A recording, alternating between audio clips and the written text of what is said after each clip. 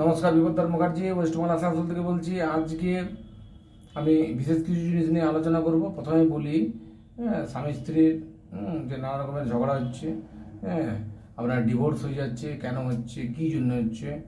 আপনার বিয়ে দিলেন, বিয়ে দেওয়ার পরে 2 বছর, কারো 6 মাস, কারো 3 মাসের মধ্যে ডিভোর্স হয়ে যাচ্ছে। প্রধান কারণ হচ্ছে কি? প্রধান কারণ হচ্ছে আপনার সপ্তমপতি যদি শনি রাহু কানেকশন থাকে, আবার সপ্তমে যদি শনির সঙ্গে কেতু যুক্ত হয়ে থাকে, কিংবা রবি শুক্র যদি যোগ থাকে, তাহলে নানা কারণে কিন্তু ডিভোর্স হয়ে যায়। সুতরাং এই যে ডিভোর্স হয়ে যায়, ছোটো ছোটো প্রেডিকশন করলে কিন্তু সাংঘাতিক রকমের কাজ হয়।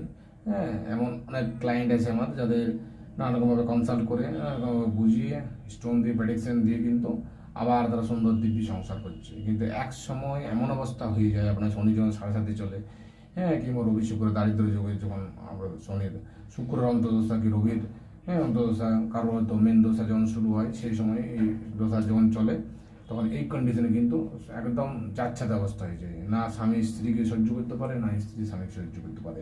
এই অবস্থায় কিছু কিছু ছোটো ছোটো প্রেডিকশন যদি করা হয়, তাহলে সাংঘাতিক রোগের উন্নতি হয়, এমনকি রিলেশনটা কিন্তু বেঁচে যায়।